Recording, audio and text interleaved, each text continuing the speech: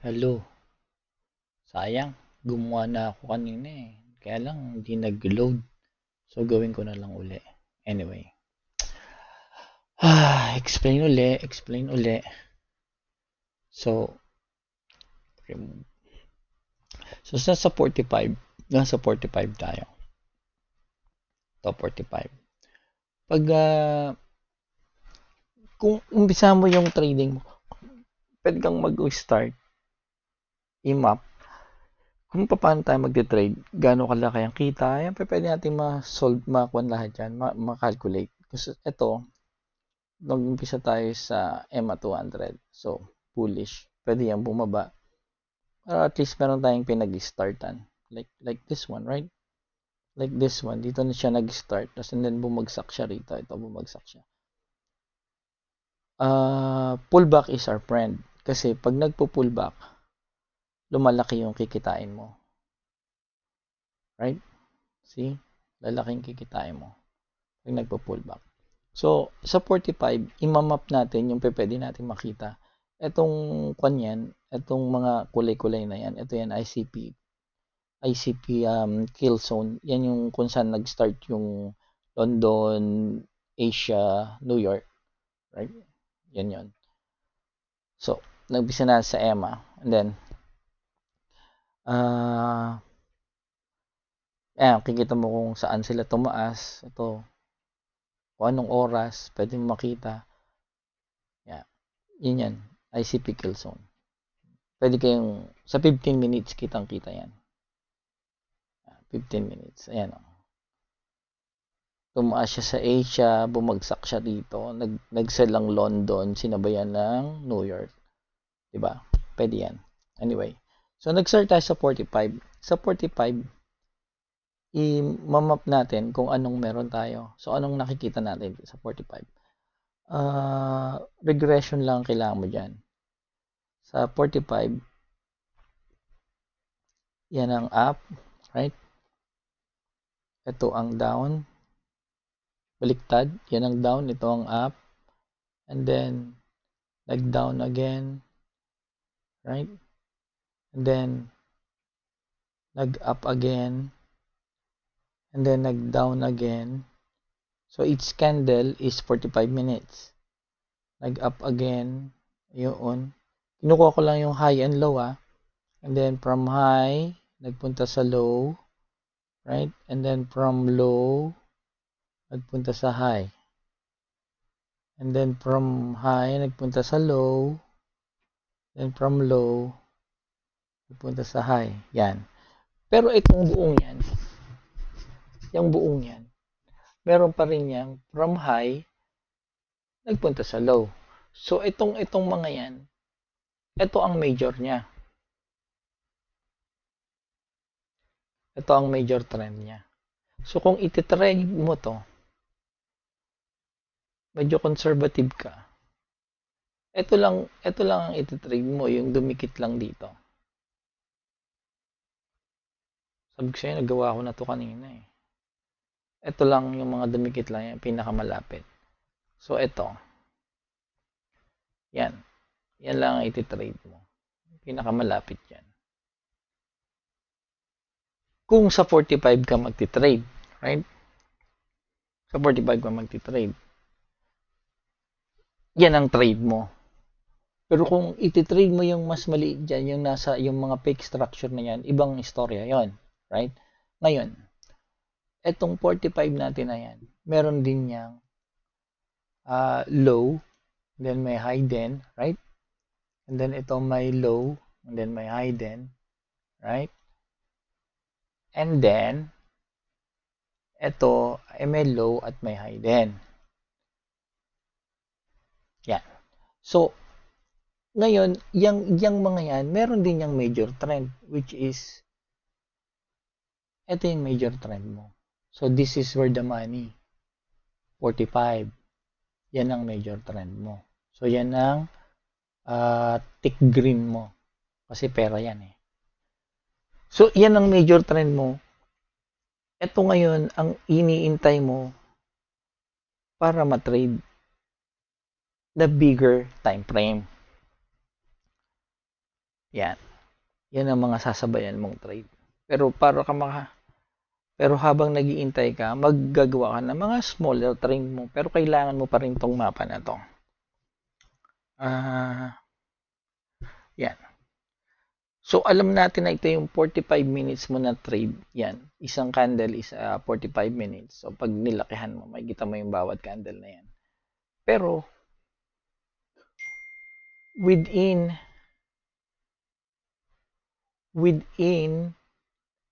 nga sa 45, pag lumipat ka ng 15, may mga trade din doon. Like this one, 15, right? May trade ka dito. Sa 15.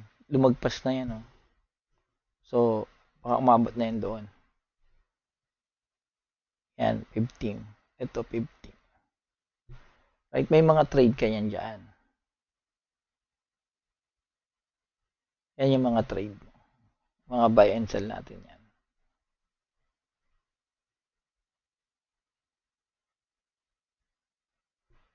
Sa 15. And so on and so forth. Right? Yan.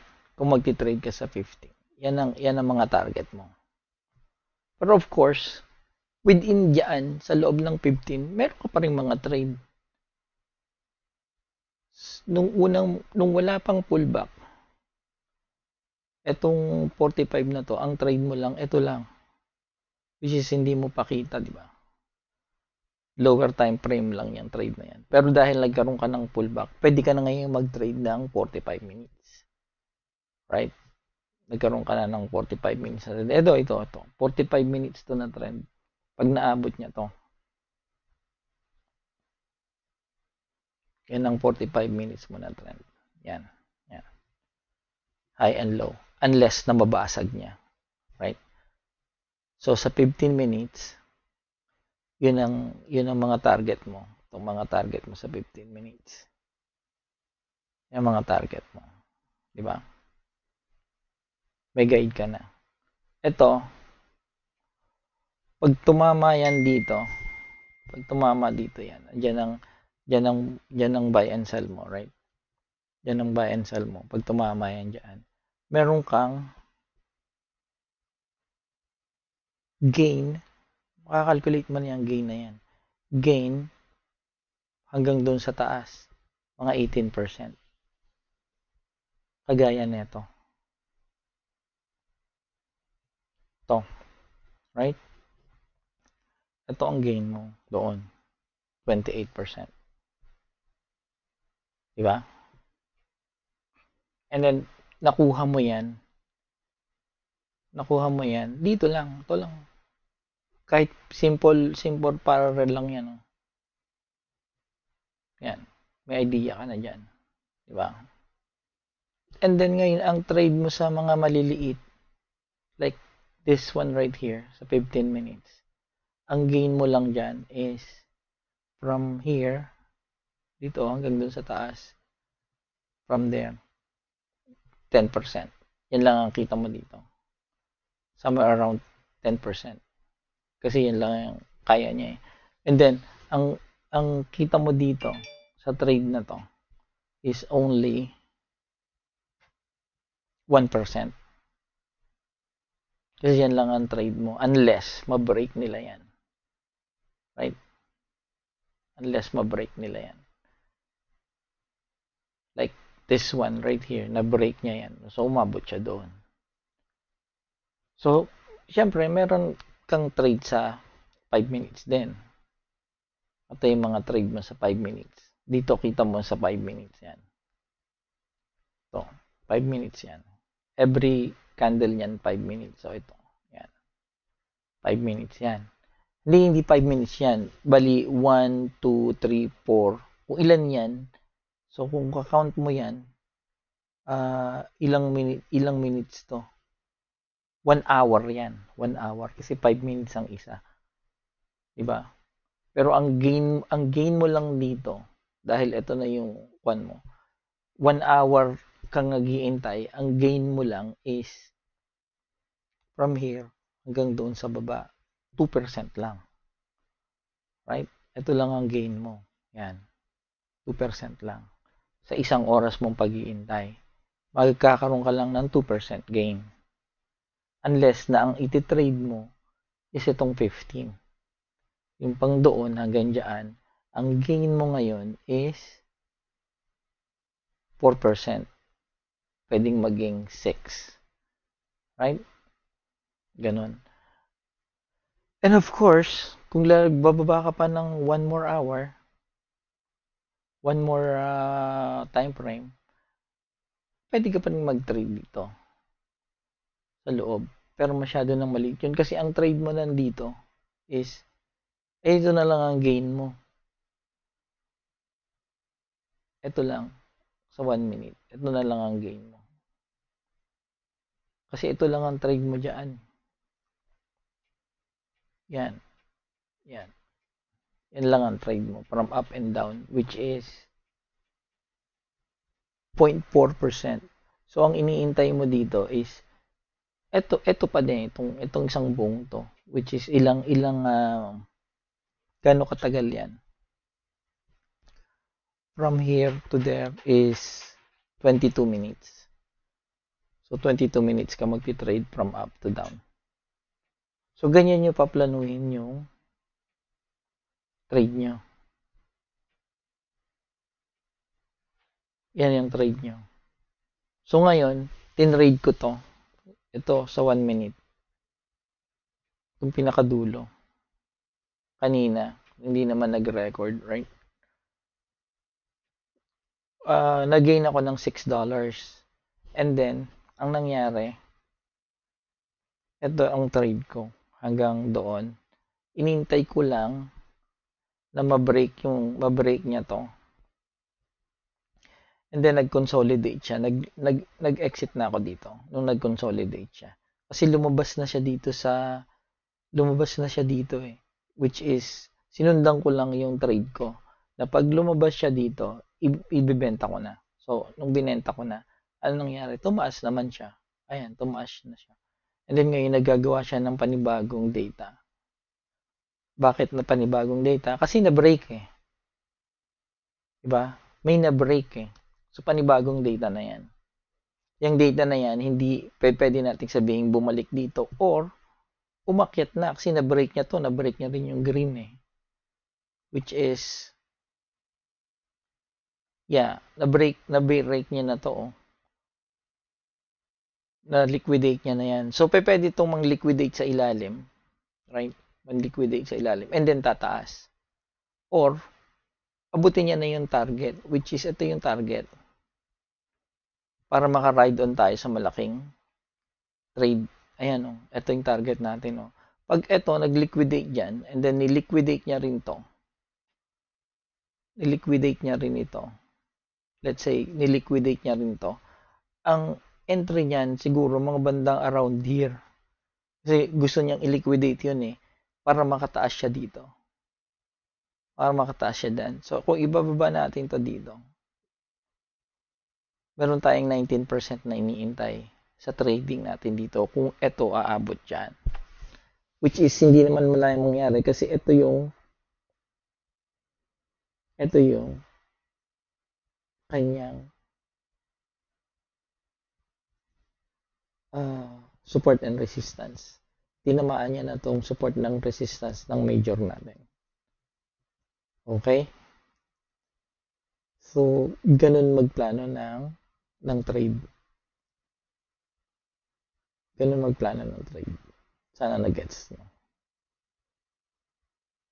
Sana maganda yung maganda yung naintindihan niyo yung paliwanag ko.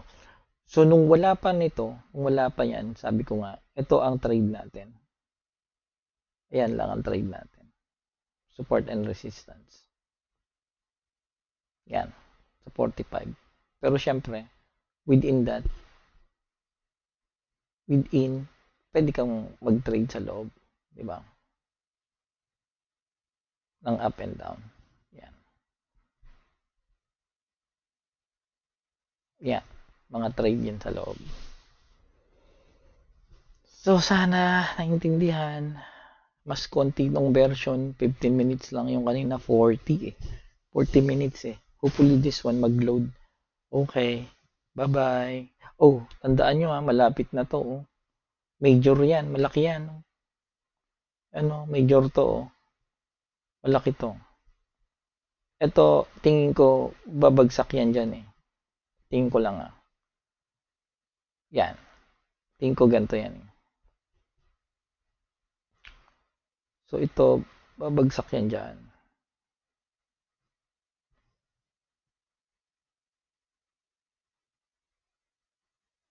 Yan. Buy and sell tuloy. Yan. Papunta dito. Pag nandito na tayo sa area na to, mag-start na tayong technical analysis. Kasi ito triangle na to eh. Diba? Ito yung kailangan niya i-break. Yan. Yan yung triangle natin eh.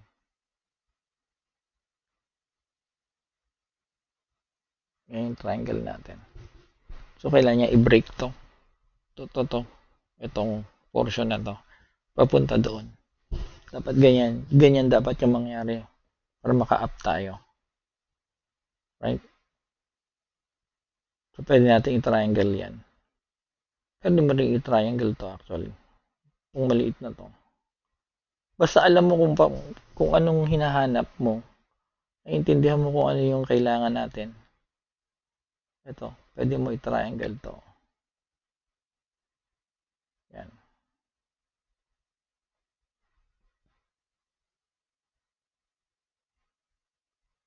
So, A, B, C, D. Yan.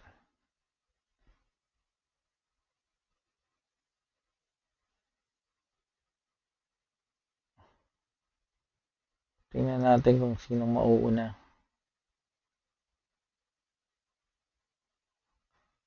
Sinong mauuna? Ay, na-break niya yun eh. So, pwedeng na-break niya yan. Nag-liquidate na eh. Para lang makababa. Dito. Yeah. You guys see what's gonna happen. Pero yun yung explanation ko kung paano mag-plan ng trade. Right? So, umabot na to dito. Ito na yung consolidation niya. Ito ako ng 1 minute. Tingnan natin to. To. 1 minute to ah.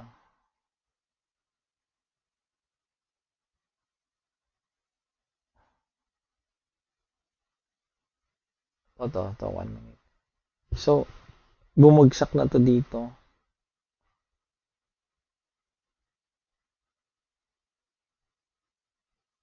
And then, ito yung consolidation niya. Up, down, and then up. Nandito tayo ngayon. Then, na-break niya to. No, pwede natin kunin tong buo.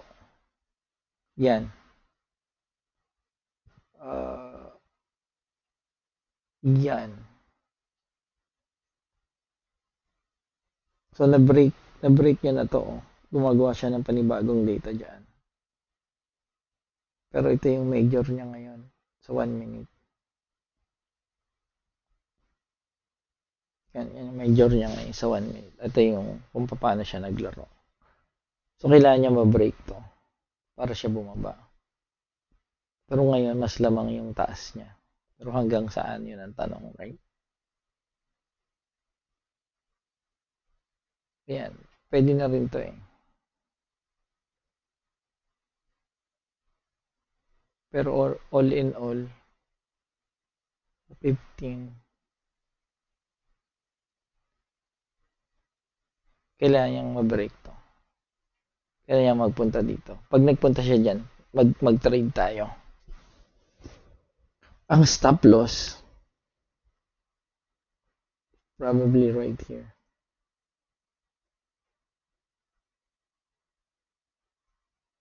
So, yung pinakamalapit sa stop loss ang kunin natin. Stop loss. para konti lang ang lugi mo pag nagkamali ka. Yan. Hintayin natin yan. Okay? Yeah, that's all for now. Bye-bye. Sana makatulong.